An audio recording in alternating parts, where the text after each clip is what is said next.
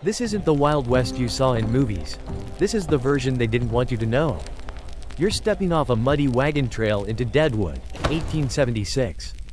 The air is thick with the smell of sweat, horses, and poorly aged whiskey. A poker game is going on inside the number 10 saloon. But that's not where your eyes land. No, you're drawn to the man in the corner. Long, unwashed hair under a worn black hat. Two Colt Navy revolvers hang low on his hips. Polished but tired. He doesn't sit like a man relaxing. He perches like a predator who knows he's wounded, pretending not to bleed. That man is Wild Bill Hickok. And whether he knows it or not, you've just walked into the final few hours of his life. The cards flick in his hand, slow, deliberate. You wonder if he's playing poker or reading omens. His back is to the room, a position he never took. But the corner's taken. He mutters something about not liking the seat. But the dealer shrugs. You can feel it, can't you? The trap tightening, the moment folding inward. So, before you get comfortable, take a moment to like the video and subscribe, but only if you genuinely enjoy what I do here. Drop your current location and the local time in the comments. Let's see where all the night owls and history lovers are tuning in from. Now, dim the lights, maybe turn on a fan for that soft background hum, and let's ease into tonight's journey together. You lean against the wooden doorframe as Hickok's voice breaks the tension, low, gravelly, like someone who's said goodbye too many times. He's telling a story about the time he rode alone into Springfield to settle a debt with a bullet. People laugh nervously, not sure if this is a joke or a confession. He's not a loud man. That surprises you. Not the caricature from the dime novels with his guns blazing and eyes burning with frontier justice. This version is softer, sadder, more brittle than brass. You notice his hand shakes just a little when he draws from his whiskey. Outside, Deadwood churns in heat and lawlessness. You hear miners shouting over claims.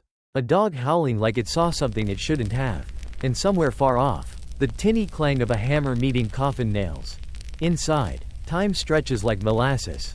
Wild Bill scans the room again. Always scanning. Except, he can't quite see the far corner anymore. The stories don't mention that, do they? That by 1876, the great Wild Bill Hickok was going blind. Historians still argue whether it was glaucoma or syphilis, or just the creeping toll of too many gunfights and too little peace. But either way, the gunslinger who could once split a playing card from 50 paces now had trouble reading the face of a man 10 feet away.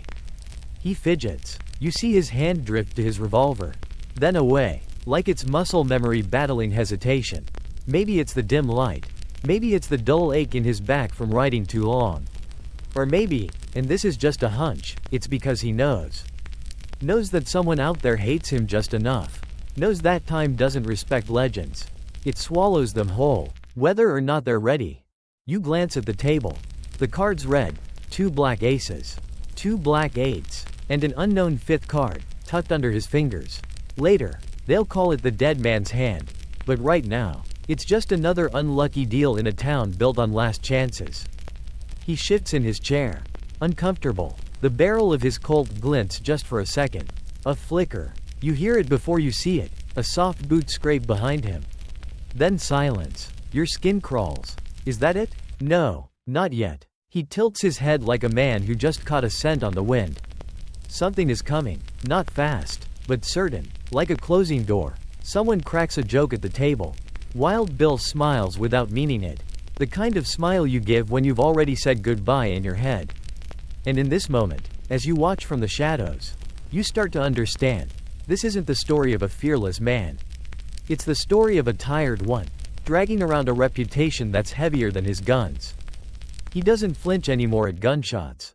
But footsteps? Quiet footsteps? That's a different beast. You blink, and for a second, he looks at you, right at you, like he knows, like maybe, just maybe, in that strange liminal space between myth and death, you're the last person who'll remember what it was really like to stand in a room with the most dangerous man in the West, and feel sorry for him. You breathe in. Outside, a crow lands on the saloon's porch rail and cocks its head. Inside, Wild Bill lifts his glass. To the end, he mutters. No one else hears him. But you do. And the story's just begun. The log cabin creaks with every gust of prairie wind, like it's groaning under the weight of the coming century. You step inside barefoot. Onto packed dirt and rough-hewn boards. There's no fire going, not because it's warm out, but because there's barely enough wood. A child cries in the corner. Not from fear, just hunger. This is Homer, Illinois, 1837, and the newborn's name is James Butler Hickok. But no one's calling him Wild Bill yet. That comes much, much later, after enough blood, broken bones, and bullet holes to change the shape of a soul. You crouch beside the wooden cradle. The baby's wrapped in a rough wool blanket, staring up with ocean gray eyes too wide for comfort. His mother, Polly, is only half awake, rubbing her temples like the headaches never leave. His father, William, is somewhere outside, trying to reason with a mule and a rusted plow. This is not the America of grandeur and liberty, it's the bony, mud-covered America, the version that bleeds when it walks. The Hickocks were abolitionists, which meant trouble. It meant angry neighbors and late-night threats and walking a tightrope between moral duty and survival. That shaped Bill more than most stories will admit. His house was a stop on the Underground Railroad, a hiding place for runaways, and little James learned early that helping the desperate might earn you an enemy. Or 20. Historians still argue whether this moral backbone led him to become a lawman, or whether it just hardened into something colder, the need to control chaos. Violently if necessary. You grow up with him, chasing barefoot through tall grass, fists clenched around nothing. He's fast, even at 12, scary fast, but it's the stare that gets you, that distant, glassy look like he's watching something you don't see. When he's 15, he tries to break up a fight between two drunk men near the family farm. They turn on him, and suddenly, it's not a fight anymore, it's a near murder. Hickok ends up battered and bloodied, barely able to crawl home. Something snaps in him that day. They say trauma carves paths in the brain. This one cuts straight through. Soon after, he leaves, quietly. No letters, no big farewell, just dust and silence. That's how Wild Bill learns to disappear. He ends up in Monticello working along the Illinois and Michigan Canal. It's hot, dangerous, and dull, the kind of job that crushes dreams slowly. He doesn't stay long. Then you find him in Kansas, behind a saloon, holding a pistol for the first time. It's too big for his hand. He fires, misses the bottle, then again, misses again. By the 10th shot, the bottle's gone and so is the doubt. Something about it feels right, not just the aim, but the balance, the weight, the control. He starts calling himself William Hickok. It sounds tougher, more adult. He works as a stagecoach driver for the Russell, Majors and Waddell Freight Company, hauling supplies across wild, bandit-infested roads. You ride with him through windstorms and ambushes, across riverbeds that drown lesser men. He's got a reputation now, not for being loud, but for being precise, quiet, the kind of man who doesn't blink when the shouting starts. Somewhere along the route, he gets into a brawl with a massive grizzly of a man named McCanley's. The story shifts depending on who you ask. Some say it was over wages. Others say insults. Either way, it ends with Hickok shooting McCanley's dead. His first confirmed kill, at least, officially. Fringe newspapers call it justified, though the evidence is murky. Historians still debate whether it was self-defense or cold-blooded execution. Hickok himself never talks about it, but something changes in his stride after that. He's not hiding anymore. He starts dressing sharper, long coats, polished boots. He lets his hair grow, not because he's vain, but because image is armor. People leave you alone if you look like you've already buried a few friends. You trail him into Missouri. The country's boiling toward war, slavery, statehood, the collapse of civility. Everywhere you turn, someone's screaming about freedom and someone else is loading a gun to define it. Wild Bill walks through it all like a man on a mission no one understands, not even him. He takes work as a teamster, then a wagon master, but it's not enough, not for someone with ghosts in his ribs. Then, one night, he slips into a poker game in Independence, loses a little, wins a little, says almost nothing, but when a man reaches for a hidden knife under the table, Wild Bill moves like lightning, disarms him, slams him through a table, and buys himself a reputation without firing a shot. You realize something. It's not that he likes violence. He just hates waiting for it. In a world where law travels by horseback and justice is whatever fits in a boot holster. That mindset is power. And so, just like that, James Butler Hickok becomes Wild Bill. A man who shoots straight, rides hard, and never repeats a warning. The wind howls low as you ride alongside him now, young, restless, hungry for something larger than a paycheck. It's 1855 and you're out near Nebraska territory, watching him wrangle mules and rough terrain as a wagon driver for Russell, Majors, and Waddell. Every morning starts with a cracked saddle and a prayer you'll make it to the next camp without losing a wheel, a horse, or your life. Wild Bill, though he's not famous yet, already walks like someone rehearsing for myth. His gaze always lingers a second longer than it should, like he's scanning for a future ambush. He's lean, long-legged, with a wiry strength you wouldn't expect from a canal boy.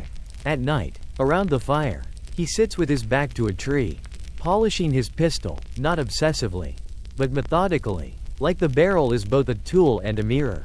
One reflects light, the other, the things you're willing to do when no one's watching. They say he once shot a rattlesnake through the mouth at 20 feet. Probably an exaggeration, but you were there when he calmly split a canteen in half from horseback without raising his voice. And that was enough to make the others start calling him Deadeye. By the time he's 20, Hickok is already considered dangerous. Not because he picks fights, he doesn't, but because he never flinches. In 1857, he's sent out on a special mission for the freight company, scout a safer path west through hostile terrain. And you, naturally, go along. You ride through unforgiving bluffs and bone-dry plains where the sky feels too close and the ground too far. One afternoon, a small party of Arapaho appears in the distance. Tensions rise fast. Everyone's twitching, except Wild Bill. He speaks first, not loudly, just clearly. His hand hovers over his revolver, but never touches it. They leave. Words go farther than bullets. He mutters, but when bullets are needed, he doesn't hesitate. Later that year, the McCanley's gang reappears. Remember that name. You'll hear it again. The McCanley's family runs a station along the Pony Express route, and they have a bone to pick with the freight company. They accuse Hickok of interfering with their pay, of spying, of worse. The tension crackles. In July 1861, things erupt. McCanley's and several others come to the Rock Creek station where Hickok is stationed. Accounts differ wildly. Some say he ambushed them, others that he was attacked first. But by sundown, David McCanley's is bleeding out in the dust, and Hickok's legend has its first solid grave to lean on. Newspapers call it the McCanley's Massacre. Some say Hickok used a rifle. Others swear he used a knife. Even the number of men he killed changes depending on who's telling the story. Historians still argue whether it was murder or frontier justice. There's no trial, no jail time, just the first real public taste of the man named Wild Bill. And that taste spreads fast. By 1862, he enlists as a scout and sharpshooter for the Union during the Civil War. You watch him ride with cavalry patrols, slipping through the Missouri night like a ghost in leather. He doesn't love war, but he understands it. It gives him a clear purpose, and it lets him put down bad men without legal paperwork. One tale says he once rode 70 miles overnight to warn a Union post of a surprise Confederate attack. Another has him posing as a Confederate sympathizer to extract troop positions from an officer's daughter. Is any of it true? Maybe. All you know is that when the bullets start flying, Wild Bill seems to breathe easier. But in quieter moments, you see it. The stare, the long pause before he answers a question, the way his thumb brushes the revolver grip, like a priest thumbing rosary beads. He's not chasing glory. He's hiding from stillness. You camp one night by the Platte River. Stars hang low, coyotes yip somewhere nearby, and Hickok leans back, boots crossed, hat over his eyes. Then, without moving, he says, "I think I've seen too much." You ask, "Seen what?" His answer is a whisper. The inside of too many men's eyes after they fall. You don't ask again. The thing about Wild Bill isn't that he was the fastest or the strongest. It's that he was ready. Always ready. No warning, no build-up, just stillness and then chaos. And that's what makes him terrifying. Because readiness makes you inevitable. You feel it in the air the moment you cross into Kansas. The wind picks up, dry and angry. There's blood in this land, too much of it, seeping into the roots and baking into the sun-scorched earth. It's the late 1850s. And the region has earned its nickname, Bleeding Kansas. You ride behind Hickok, who now carries himself with the subtle, upright tension of a man who knows anyone could try to kill him at any moment, and just might. He's not a lawman yet. Not officially. But he walks like one. Like he's already judged half the town and is just waiting on the paperwork. Violence is currency here. You trade bullets for silence. Fire for fear. Everyone picks a side, free state or pro-slavery, and neutrality is just another way to get shot in the back. Wild Bill ends up working with the Jayhawkers for a while. Those ragtag anti-slavery fighters who wage guerrilla raids on pro-slavery settlements. He doesn't talk much during this period. And when he does, it's not about politics. "I hate cruelty," he says once, as you pass a barn that smells too much like smoke and death. That's enough for me. But this is where the first real kill happens. The one he never forgets. You're camped near the Cottonwood River. A raiding party has taken off ahead of you. Hickok stays behind to scout a trail. Somewhere in the early dawn light, a figure steps out of the brush. A young man with a rifle and no insignia. Maybe a bushwhacker. Maybe just a scared farmer. They lock eyes. The rifle lifts. And Hickok fires. One clean shot to the chest. The man drops. No scream. No drama. Just one thud. You're the only one who hears Hickok's breath hitch. He doesn't speak for hours. That night, he sharpens his knife for no reason. Just over and over. Steel scraping steel. Like he's trying to file something invisible off his conscience. Historians still debate whether this was his first kill. Some say it happened during the McCanley's affair. Others insist it was a nameless Confederate raider weeks earlier. But he counts this one. This is the one that sticks. And something changes after it. He becomes more careful, not just tactically, but emotionally. He starts keeping his back to walls. His hat brim low. He smiles less, laughs quieter. You get the sense he's trying to leave a smaller footprint wherever he walks. You return to Lawrence, Kansas, shortly after a pro-slavery militia has razed it. Buildings are charred husks. People are whispering about John Brown. The town smells like ash and failure. Hickok walks through it slowly, boots crunching on broken glass, his eyes scanning every doorway like they might open into a gun barrel. He's not looking for a fight, but you know he wouldn't step aside for one either. Then there's a peculiar moment, a bar fight, of all things. A gambler accuses Hickok of cheating. Most men would yell, flip the table, maybe draw. Hickok simply stares at the man.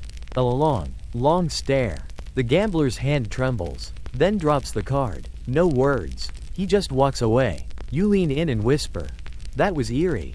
Hickok shrugs. Most people lose their nerve when they realize I don't bluff. It's not bravado. It's just true. Later, out on the prairie, he saves a wounded Union soldier by riding straight through a crossfire to pull him behind a ridge. When you ask why he did it, he says, "I'd want someone to do the same for me." Then adds, "Though I doubt they would." There's a sadness to that last part you can't quite shake. It's in this crucible of civil violence and ragged frontier justice that the myth of Wild Bill starts to take form. Not because of what he says, but because of how he survives, consistently. Men around him get cut down, ambushed, betrayed. He stays standing. People start spinning stories, some true, some theatrical. One tale says he once rode down a Confederate spy by moonlight, jumped from his saddle, and slit the man's throat with a boot knife without breaking stride. Another has him dueling 3 raiders at once, killing 2 and sending the third running so hard he never came back.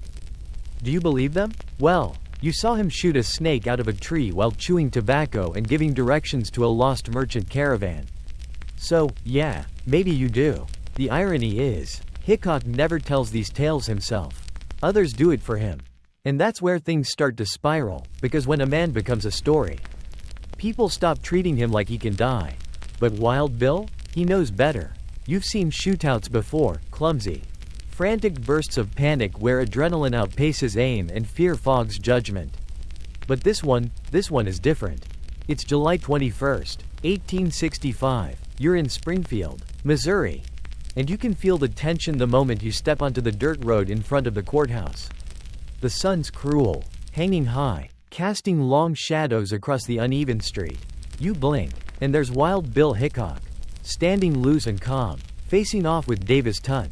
This isn't a saloon brawl.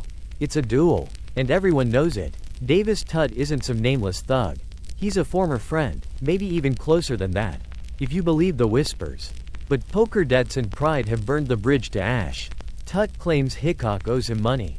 Hickok says he doesn't. Tutt walks off with his prized pocket watch anyway, daring him to react. And now here they are, 30 paces apart. Both men slowly stepping sideways like they're dancing to music only they can hear. You're standing behind a water trough, half holding your breath. The crowd is deathly still. A dog whines. A baby cries in a far-off alley. Then, boom. Just one shot. You flinch. Davis Tutt stumbles, drops his pistol, crumples to the ground like a marionette whose strings just snapped. Wild Bill doesn't move. Smoke curls from the barrel of his Colt Navy.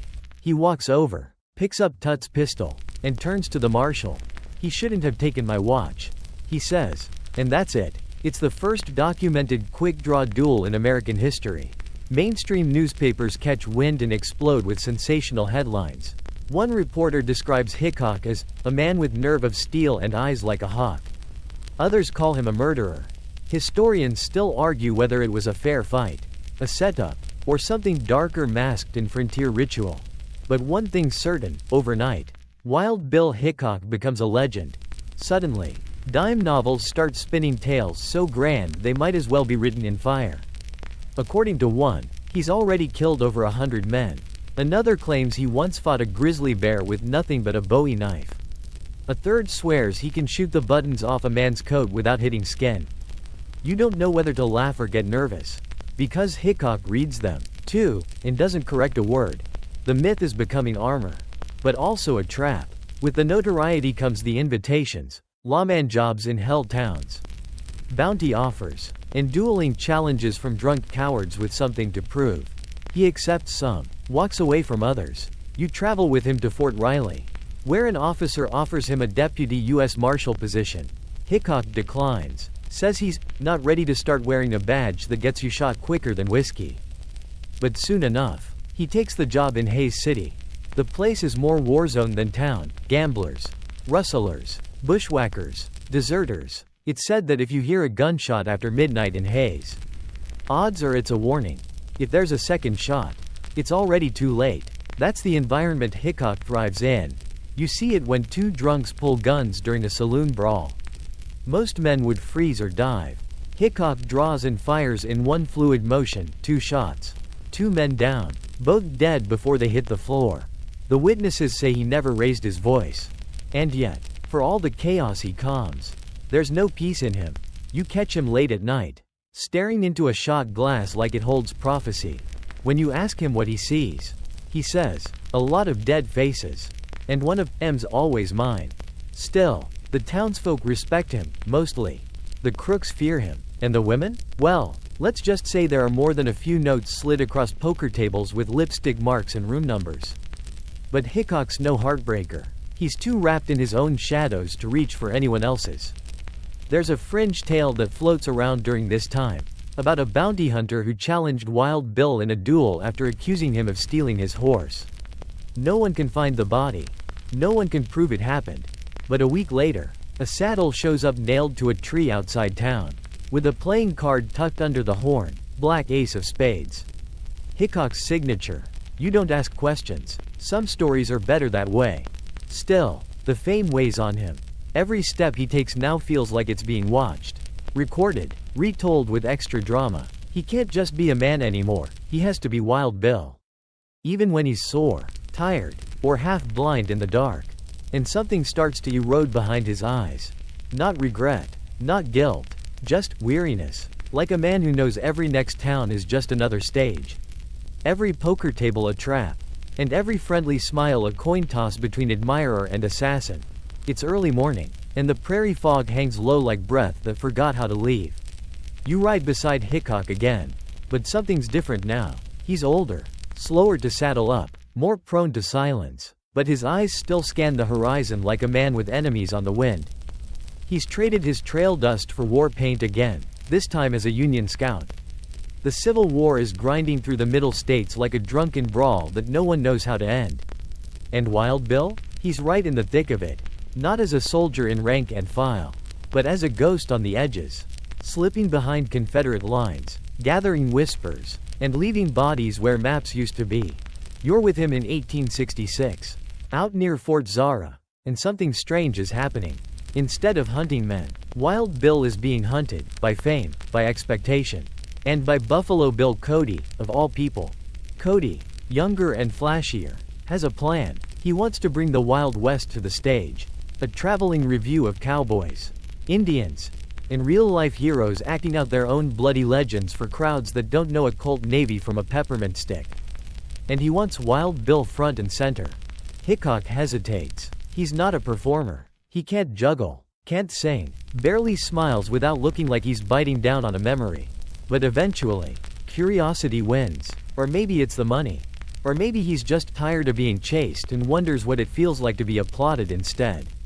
So he agrees. And that's how you end up in a smoky theater in New York City, watching the deadliest man west of the Mississippi shoot blanks into painted plywood while people cheer and toss coins. It's weird. He looks awkward on stage, like a wolf forced into a circus act. His gait is stiff, his timing off. He misses his cues more than once. The audience doesn't care. They're watching Wild Bill Hickok, the man of 1,000 kills, sharpshooter of the plains, the nightmare of every bandit and the dream of every dime novel. They want the myth, and Hickok gives them just enough to keep believing. But after every show, you see it, the slump in his shoulders, the way he cleans his pistols backstage like they're therapy, not props. You hear him whisper once, "They don't want me. They want a ghost that looks like me." He quits within a year. Too much pretending, too much staring at painted sunsets and fake campfires. So he heads back west, back to real dirt, real stars, and real danger. He drifts through Cheyenne, then Denver, picks up odd jobs, gambles, drinks, breaks a few noses. There's a bar fight in Nebraska where he knocks out 3 miners with 1 broken chair leg. Then tips his hat to the bartender and leaves without paying. Classic Hickok. But there's a shadow forming over him. Not a man, not a bounty, it's age. His reflexes slow a little. He misses more often at the card table. Starts keeping his back even closer to walls. You hear him mention headaches. And once, in a rare moment of honesty, he says his eyes don't catch the light like they used to. Historians still argue whether it was glaucoma, cataracts, or something more tragic, a brain condition. Perhaps, but whatever the cause, Wild Bill's edge is dulling. And he knows it. You find him one night in a hotel room in Cheyenne, sitting on the bed, staring at his revolvers. Can't see a damn thing after dusk. He mutters. You ask him if he's scared. No, he says. Just tired of being the last one standing. Then there's the dream job he takes for a brief stint, Marshal of Abilene.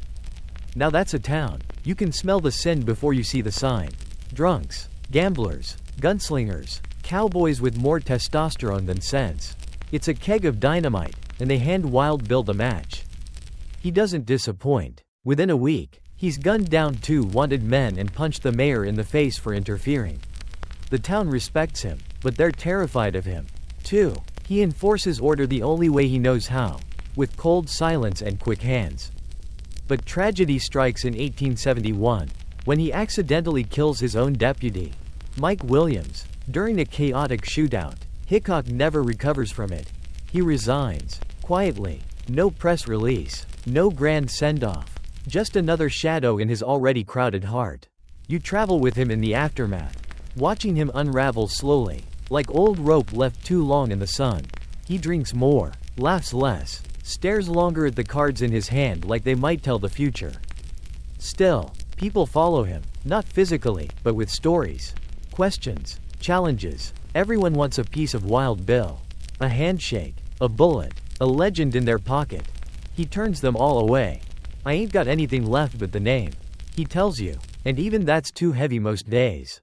But he keeps riding west. Because if there's one thing he's never learned how to do, it's stop.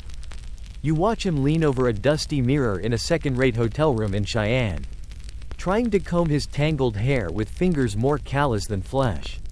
The man in the reflection looks like Wild Bill Hickok, but thinner, paler, more hollow, the kind of man who's been carrying his own legend like a coffin on his back. He buttons his vest slowly, then adjusts the twin Colt Navy revolvers resting in worn holsters on his hips. Not that he needs them today. But he still wears them like most men wear socks. Habit. Or maybe superstition. And then it hits you, he looks perfect. Too perfect. The wide brim hat. The long, wavy hair. The embroidered shirt with the silver buttons.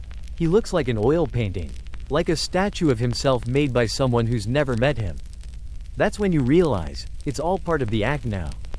Hickok's crafted his image carefully over the years. Not just to look good, but to control what people see. The Wild West is full of men with fast hands and mean eyes. What sets Hickok apart is that he looks like death walking. And when he walks into a saloon with that dead-eyed gaze. Most men sober up by instinct alone. Even his guns are customized, ivory-handled. Balanced to a degree most gunslingers would call unnecessary. But Wild Bill doesn't shoot for noise or chaos. He shoots for silence. You see it play out in a tiny town outside Fort Laramie. A man named Big Sam Rusk makes the mistake of calling him out during a poker game. Rusk is 6'4", built like a mine shaft, and already half drunk. He yells something about Hickok cheating, and everyone in the saloon freezes. Hickok stands slowly, like a curtain rising. He doesn't draw, not yet, just looks at Rusk with that cold, unreadable stare, the one that says, "I buried better men than you and slept like a baby afterward." Rusk falters. The gun never leaves his holster. He mutters something and stumbles out. That's the look. Someone whispers. And it is. The gunslinger aesthetic. It's not just clothes and posture. It's a weapon. A performance of stillness. The longer he doesn't move, the more you believe he doesn't have to. And if he ever does, well, you're already dead. There's a fringe story floating around that he once sat in a saloon for 3 hours while 2 hired guns waited for the right moment to jump him. He never looked at them. Never said a word, just cleaned his pistols. Drank his whiskey. And left. Both men disappeared the next day. Bodies never found. Historians still argue whether the event ever happened. Some claim it's a tall tale.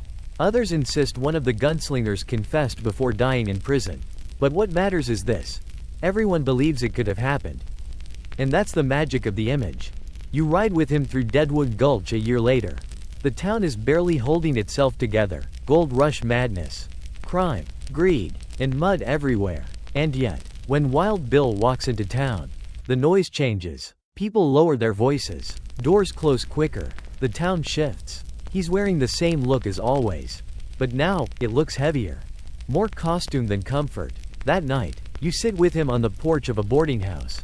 He's cleaning his guns by lamplight. The stars are out. The moon full enough to show you the lines on his face. "You know what's funny?" he says. "You wait. I never once wanted to be famous.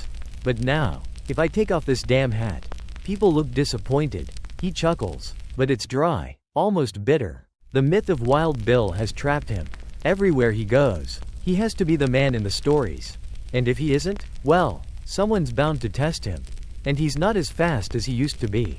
He knows it. So do you. But he keeps dressing the part. Keeps practicing the slow stare in dusty mirrors. Keeps tying his hair back just enough to show off the scar near his temple. An old bullet grazed from God knows when. Because in a world where reputation kills faster than lead, appearances are armor. You leave him that night with a strange feeling in your chest. Like watching a king polish a crown he never wanted. Or a ghost trying to haunt itself. It's just after midnight in Cheyenne when you find yourself trailing Wild Bill down a crooked alley lit only by a hanging oil lamp and the moon. His boots crunch softly on the gravel. He's headed to a backroom poker game, one of the quiet ones. Where the buy-in is high and the lies are higher. And tonight, he's wearing his best shirt. You can tell because the cuffs are clean. But something's off. It's not his gait, it's the way he hesitates before knocking. Not fear. Exactly. Just weariness. The kind of pause a man makes when he already knows what's waiting on the other side. More cards. More tension. And more people pretending not to stare at him. Inside, the room hushes the moment he steps in. Players glance up. No one speaks his name. But they all know. One man nearly folds his hand just to avoid eye contact. He takes his seat, tips his hat, and deals himself in. That's where she is, sitting at the far corner of the room. Sipping something brown and judging everyone in silence. Agnes Lake, circus performer. Widow. Sharp-tongued, sharper-eyed, and somehow, The one person in the room who isn't impressed by Wild Bill Hickok. You watch their eyes meet across the table. No fireworks, no music, just a flicker, a pause, a faint nod. Later, you ask him about her. He shrugs. She's too smart to fall for me. And yet, she does. Eventually. It's one of those strange, flickering relationships that seems to burn hotter when they're not in the same place. He writes her long letters filled with dry humor, half-truths, and the occasional romantic sigh. She writes back, sometimes, and keeps performing with her circus. She's on the road as much as he is, which suits them both. They're together, then apart, then together again. It's not a passionate romance. It's a tired one, but tired love is still love. And he marries her, quietly, no fanfare, no guests, just a small ceremony in Wyoming in 1876. The same year he dies. You blink and you're back in another poker game, another town. He's nursing a whiskey and barely paying attention to the cards. A woman leans over and whispers something flirty in his ear. He smiles, but it's hollow. "I'm married," he says. The woman laughs like it's a joke. He doesn't. Despite the myths, Wild Bill isn't a womanizer. Oh, sure, he's got stories, but most of them are exaggerations, fabrications pinned to a man who became more interesting once he stopped telling the truth. The truth is, Hickok was lonely. The kind of loneliness that wraps around your bones and whistles when you breathe. Even in a room full of gamblers and gunslingers, he sits just a little apart, like he's already halfway gone. One night, outside Dodge City, you catch him staring up at the stars like they've offended him. When you ask what he's thinking, he says, "I miss quiet." You ask, "Aren't we in the middle of nowhere?"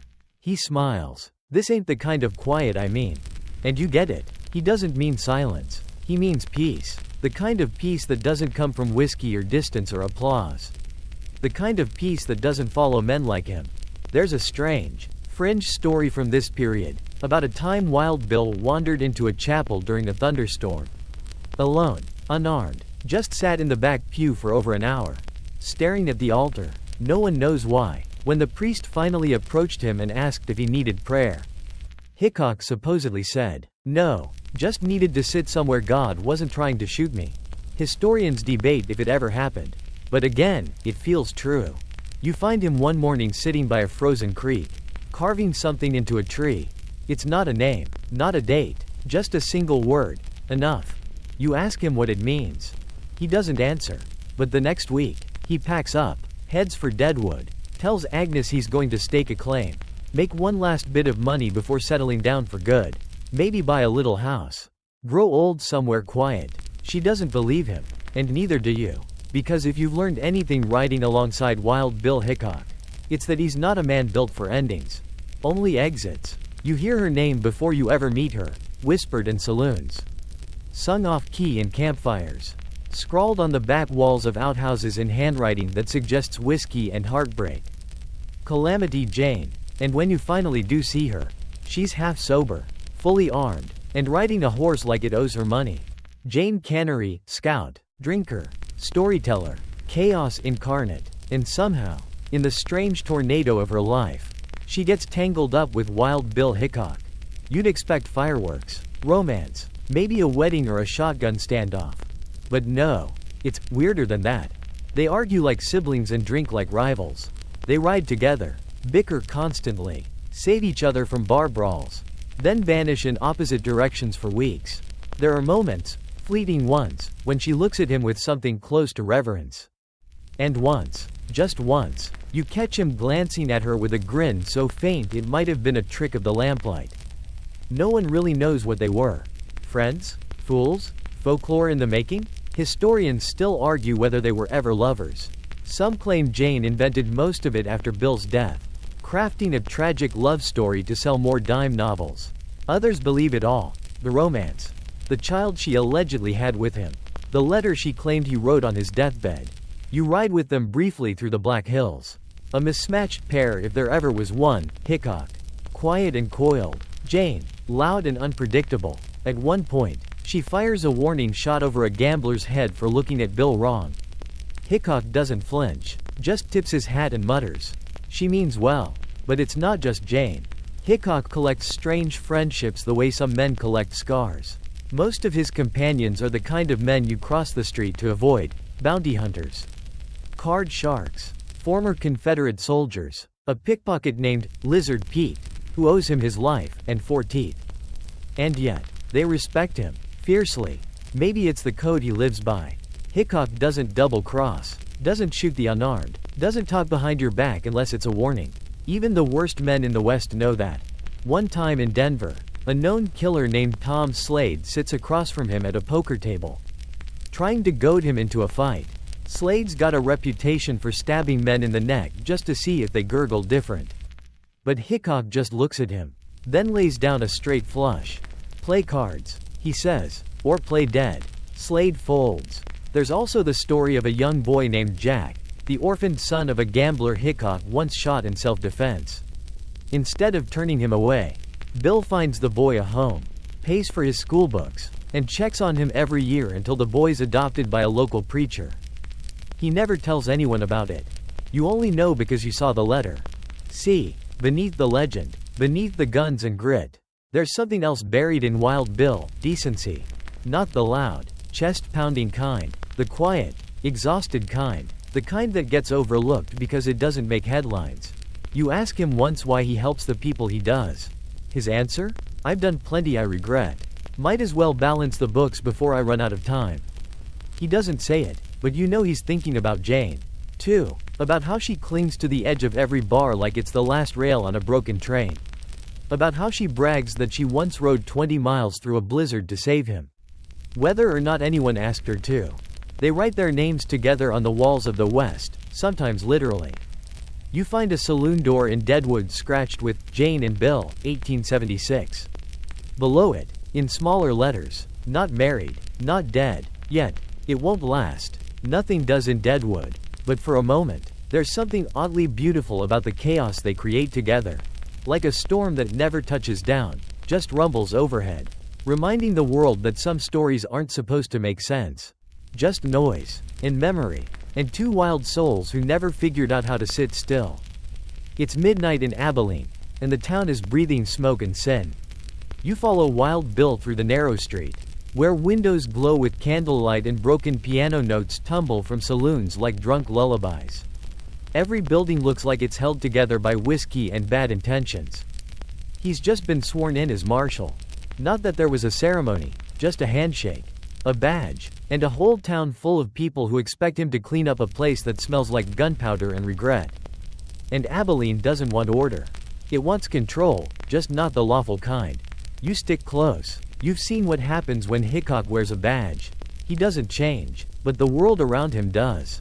Eyes follow him differently. Gunslinger types start testing the air around him like dogs sniffing for weakness. The cowboys grow quieter when he walks past. The gamblers get twitchier. And he watches them all. Always watching. He walks into the Alamo Saloon, says nothing, and stares down a crowd of loud-mouthed cattle wranglers. Within seconds, the volume drops. One man, already 2 drinks too deep, raises a brow like he might be feeling lucky.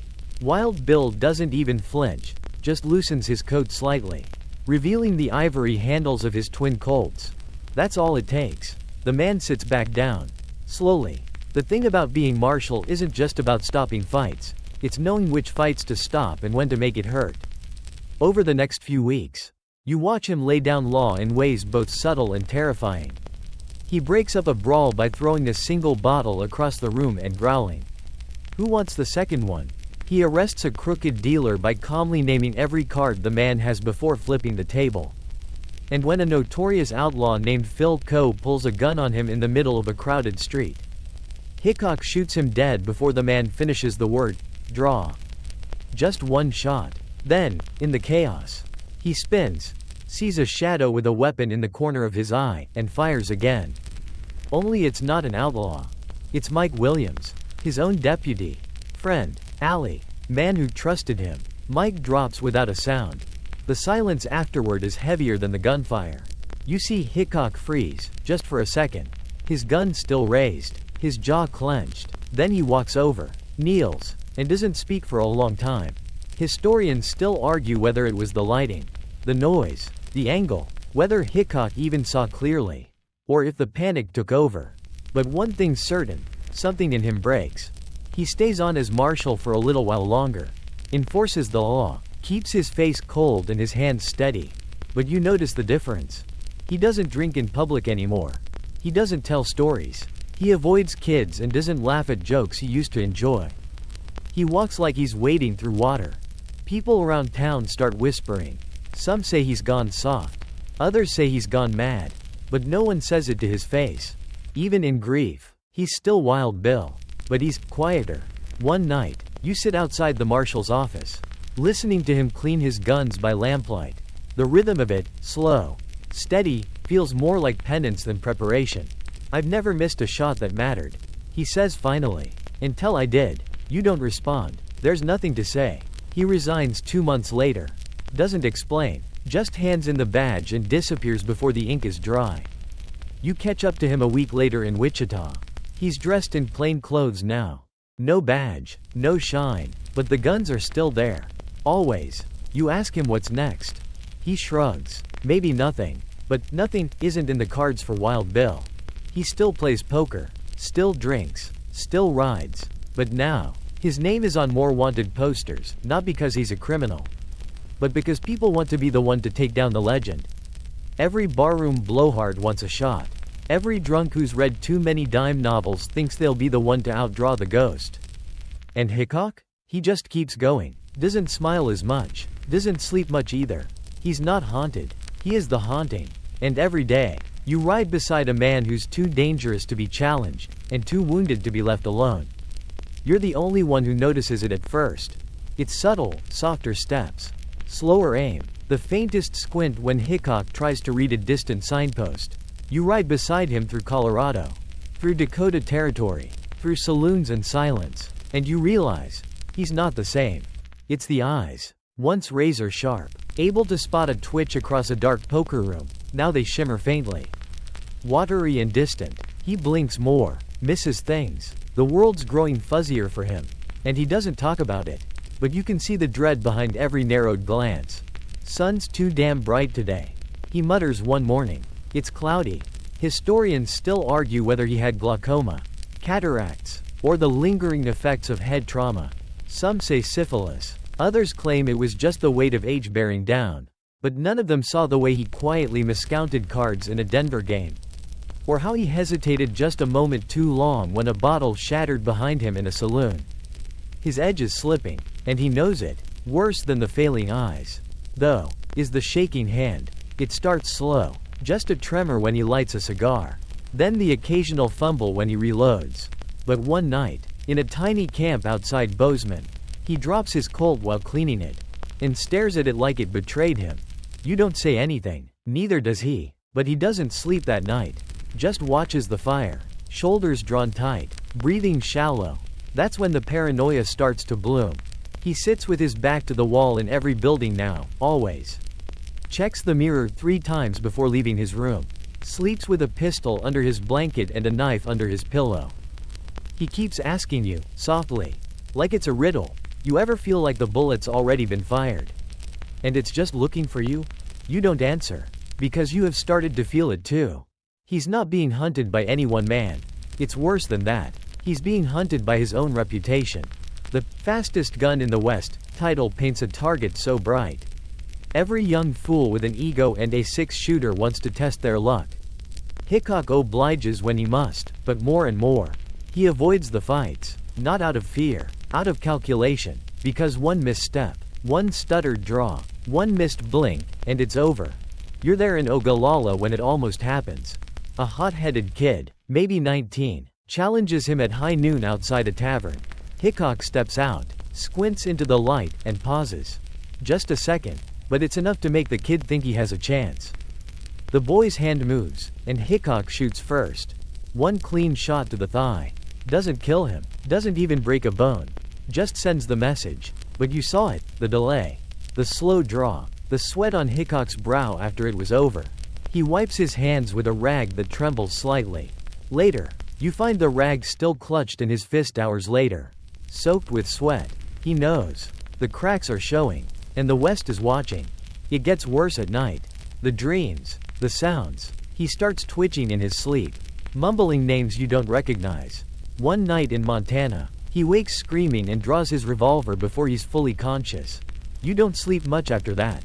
Still, he keeps moving, like if he slows down, the shadows will catch up. He stops shaving, stops writing letters, stops correcting people when they misquote his exploits. He's disappearing into the myth, becoming the caricature they all expect him to be. Stoic, cold, unbeatable. But you see the man underneath. The one who's going blind in both eyes and shaking behind the poker face. He drinks less now, not because he's sobering up, but because alcohol blurs what little vision he has left. And he needs every edge, every ounce of perception, because he doesn't trust his own body anymore. Once, after another close call with a would-be gunslinger in Bismarck, you ask him why he still carries both Colts. He shrugs. Balance, I guess. But then he adds, almost to himself, and maybe, to remind me there's still 2 barrels left before the end. The silence afterward is unbearable. You want to help, to tell him it's okay to rest, to stop, but you know he won't. Because men like Wild Bill Hickok don't retire. They just wait for the gunshot that history already wrote for them. You ride into Deadwood with him under a sky that feels too still. The wind doesn't move, the trees don't rustle, even the birds seem to be holding their breath. It's June 1876. Gold fever is at full boil. The Black Hills are crawling with miners, cheats, and every 2-bit outlaw who couldn't make it big anywhere else. And in the middle of it all walks a weary man with a name too big for one town to hold. Wild Bill Hickok. He's not here for justice, or fame, or even vengeance. He's here for money. Like everyone else, he tells you he wants to strike a claim, maybe invest in a few stable ventures, get something going before winter hits. But you know that's just the polite version. The truth is, he's got debts, old friends who've lent more than they should, and the traveling show days are behind him. So he plays poker, day after day, night after night, and you can tell, he's not enjoying it anymore. He wins, sure, more often than not, but it's mechanical now, like watching someone shuffle cards just to prove their hands still work. The thrill is gone, the players know it, so does he. The Deadwood saloons are rough. You've got claim jumpers, sore losers, Civil War ghosts, and miners who haven't slept in 3 days. Most of them recognize Wild Bill when he walks in, and most of them step out of the way. But not all of them. Because here's the thing. Deadwood is full of men who don't care who you were somewhere else. The rules are fuzzy. The law is weaker than cheap whiskey. And reputation? Well, it's a great reason to shoot someone if they're trying to be famous by ending you. And Hickok knows it. He never sits with his back to the room. Never. That's been his rule for over a decade. Always face the door. Always see who's coming. Always keep your hands near your Colts. But on August 1st, the corner seat is taken. A man named Charlie Rich has already claimed it at the poker table in Nuttall and Mann's Saloon number 10. Hickok hesitates. He shifts. He doesn't want to sit with his back exposed. He even asks, quietly, politely, if Charlie will trade spots. Charlie laughs, says no, and for the first time you've ever seen, Wild Bill Hickok makes the wrong call. He sits down anyway. And you feel it, the dread, like the sound of a revolver cocking in a dark room. The game begins. Hickok chats with the dealer. Sips water. He's been trying to drink less. His cards are good. 2 black aces. 2 black eights. That now infamous, dead man's hand. Then, a voice slurs behind him. You don't even hear the words. Really. Just the tone. Drunk. Mocking. Daring. Jack McCall. Nobody special. A failed gambler. Known for borrowing money and losing it faster than he can lie about where it went. Hickok beat him the day before in a poker game, didn't humiliate him. Didn't gloat, just told him, you're not cut out for this. Take your losses and go home. That was it. But pride is a fragile thing in Deadwood. You're standing near the bar when it happens. McCall walks in, no fanfare, no shouting, just walks in, raises a pistol behind Wild Bill Hickok's head, and pulls the trigger. Bang! The shot echoes too loud for such a small space. Hickok slumps forward, still holding his cards. There's no drama, no flinch, no return fire, just silence. The 5th card slides from his fingers. No one moves at first. Then screaming, chairs knocked over. McCall runs. He's tackled before he makes it 2 steps outside. And you? You're frozen, looking at a legend who did everything right, except sit in the wrong chair. There's blood on the table. It spreads slowly. Someone grabs the cards and tucks them away, already thinking about the souvenir value. You don't know what to do. This is the man who once stared down 6 outlaws and walked away. The man who never lost a fair duel. Who survived war, ambushes, betrayals, and now he's lying face down on a poker table because some nobody wanted to make a name. And did. Historians still argue whether it was planned, whether McCall was hired, whether it was personal, political, or just the act of a broken man who saw a shortcut to infamy. But the result is the same. The legend ends in a flash. No standoff, no duel, just a coward's bullet, and the world gets darker by one gunslinger. The saloon smells like sweat, gunpowder, and something sickly sweet, maybe spilled liquor, maybe the last breath of a legend. You're still standing there when they carry him out. Wild Bill Hickok, dead at 39, and for the first time. It feels like the West has lost something it can't replace. The man who dragged justice across a lawless frontier now lies silent, killed not in a duel, not in a standoff, but by a man he didn't even see. And somehow, that makes it worse. Jack McCall is caught immediately. He doesn't fight, doesn't run far, just stumbles into the street and gets tackled by townsfolk who weren't quite sure if this was theater or murder until they saw the blood. The trial is held fast. Too fast. And here's where things get weird. McCall claims he shot Hickok out of revenge, that Bill had killed his brother in a past dispute. Trouble is, no one can prove that brother ever existed. The story doesn't check out. No witnesses, no names, no records, just one drunk man's rambling attempt to make himself sound noble. And somehow, the local court lets him go. Acquitted, on the grounds of personal vengeance. You sit in the back of the makeshift courtroom and feel the rage bubbling around you. But this is Deadwood. No official government, no federal oversight. The whole trial might as well have been held in someone's backyard with a coin toss for a judge. McCall stumbles out, grinning like a man who just pulled off a magic trick. But the trick doesn't last long. Word spreads fast. The US government gets involved. They realize the entire trial was illegal. So McCall is arrested again, this time properly. Tried again, this time in a real court. With real law. And he's found guilty. Hanged in Yankton, South Dakota, less than a year later. His last words? Garbled, bitter. Something about how he didn't regret it. Maybe trying to go out like the man he never was. Maybe just trying to matter. One final time. Historians still argue whether McCall was truly insane, drunk beyond awareness, or simply another broken man who snapped under the weight of Wild Bill's shadow. But what happened next is even stranger. Everyone wanted a piece of the story. Dime novelists flooded print shops with tales of Hickok's final moments. Some said he looked McCall in the eye. Others claimed he whispered his wife's name. One account even swears his final act was to warn the dealer with a look. None of them are true. He never saw it coming. But that doesn't stop the embellishment. Calamity Jane, true to form, tells her own version, swearing she and Bill were lovers. That they had a child. That he died with her name in his heart. She wears black for weeks. She drinks harder, talks louder, claims she'll avenge Bill more than once. Though she never makes a move. Is it grief? Performance? Both? You ride with her once more after the funeral. She doesn't cry, just spits in the dirt and says, "He was too damn good for this world." That's the problem. They bury him on a hill overlooking Deadwood. The grave is simple at first. Just a marker, quickly carved, but the crowds start coming. Tourists, pilgrims, gun nuts. They leave tokens, cards, whiskey bottles, cheap cigars, letters they never mail. The grave becomes a shrine. And the man becomes a myth.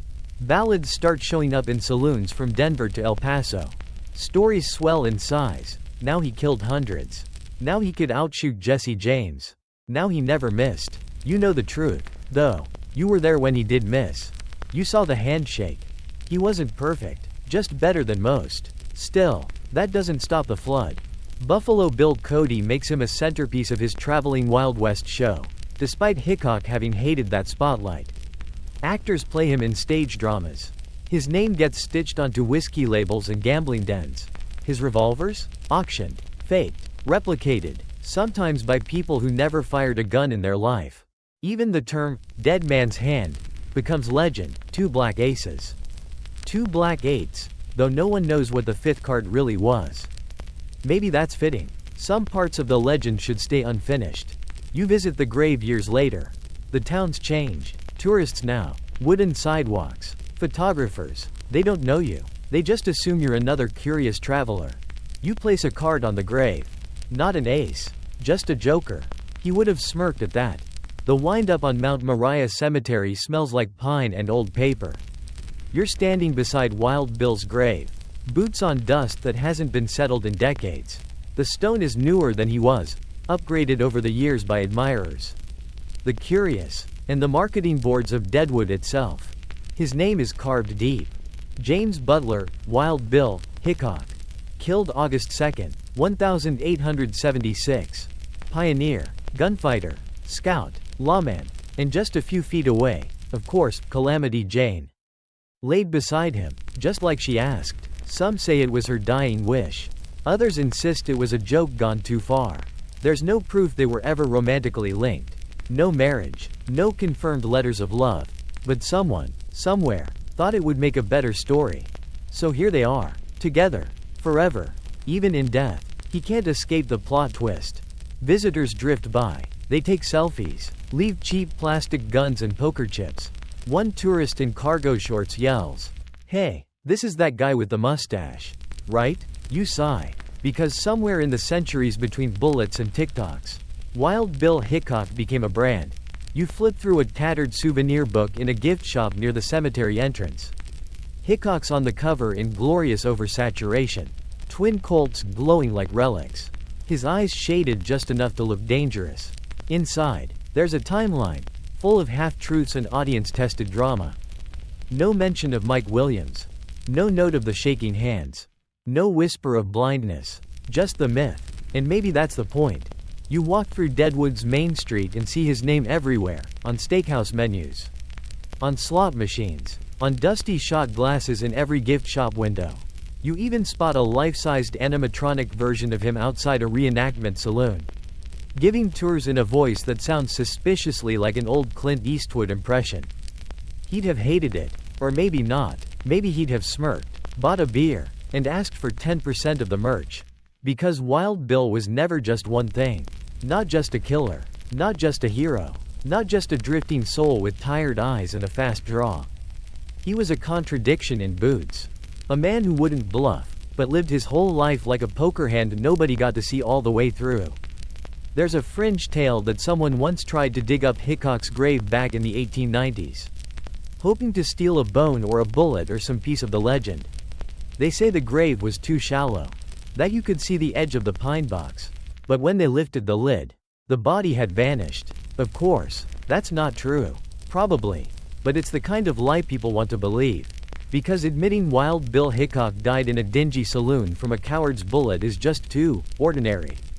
Too final. So they tell stories. That he faked his death and vanished to Mexico. That he was a secret Pinkerton agent working deep cover. That he still haunts the poker tables of the Black Hills, dealing the dead man's hand to anyone foolish enough to sit where he once sat. Historians shake their heads, but the tourists? They listen. And somewhere in that cracked space between fact and fable, he still breathes. You leave Deadwood one last time. The trail is quieter than you remember. But somewhere behind you, in the rustle of the trees or the creak of an old saloon floorboard, you can still feel it, that echo of boots. That dry voice saying something like, "Don't sit with your back to the door." Advice no one forgets, not even in death. The road out of Deadwood is long, winding, and mostly empty. You ride it slowly, letting the silence settle over you like dust. There's no hurry now. The man you came here for is long gone. And what's left of him, stories, bones, whispers, has already been claimed by the West. But he's still with you. In the way you scan doorways before entering. In the way you pause just a moment longer when someone reaches for their belt. In the way a poker table never feels casual again. Wild Bill Hickok has become a reflex, not a memory. You pass a group of riders heading the other way, young, loud, dressed in imitation cowboy gear bought from a shop 2 towns back. One of them yells, "Where's Wild Bill's grave?" Another laughs, "Heard he killed 50 men with one hand."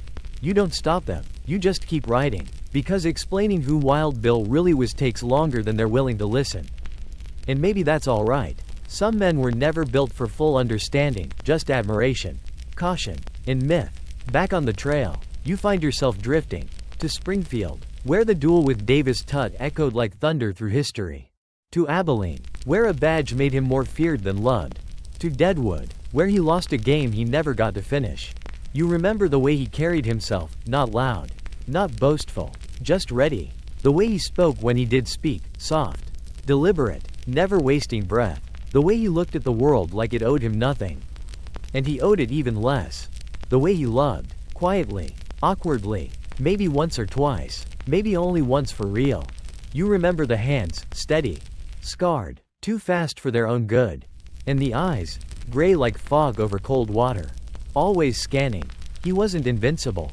He wasn't immortal. But he walked through chaos like it was his natural state, and made you believe that justice, however ragged, still had a face. Now, the wind rises. It brings with it the faint scent of pine and spent gunpowder.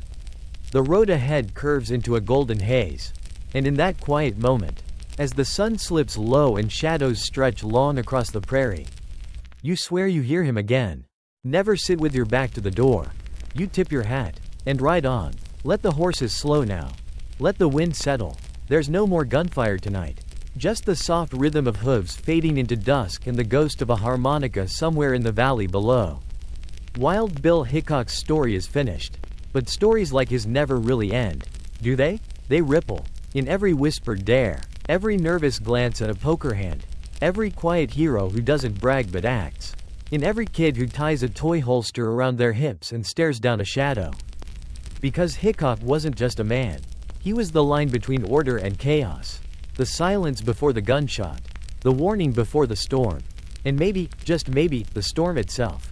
So if you ever find yourself in a dusty saloon, with strangers all around and cards in your hand, if the light catches something wrong in someone's eye, if the air feels too quiet, remember what he knew better than anyone else. Legends don't die of old age. They get written out by men who need the stage. So be kind, be watchful, and for heaven's sake, don't sit with your back to the door. Now, close your eyes. Let the story fall away, like dust from boots hung up for the last time. And sleep easy, partner. The West won't come knocking tonight.